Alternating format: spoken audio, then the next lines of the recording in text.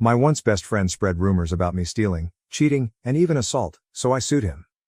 Friend spread false rumors about me around school, now is begging me not to take him to court. I 18M have had rumors spread about me by my friend James 18M. Me and James had been inseparable since kindergarten. We grew up in the same neighborhood, went to the same schools, and shared countless memories, from late night talks to epic backyard football games. James was the kind of friend who could always make me laugh, no matter how bad my day was. We had dreams of starting a business together someday, something that combined our love for tech and creativity. In high school, our friendship only grew stronger. We shared interests, joined the same clubs, and even worked part-time jobs together. James had an infectious personality that drew people to him, and I was the quieter one. We complemented each other perfectly, and everyone at school knew us as a duo. It all started during the summer break before our junior year. James and I were brainstorming ideas for a tech startup. We had spent weeks researching, coding, and sketching out our business plan. One evening, while we were working late at my place, we had a heated argument over a disagreement about the project's direction. James insisted on going one way, and I thought it was too risky. The argument escalated, and in frustration,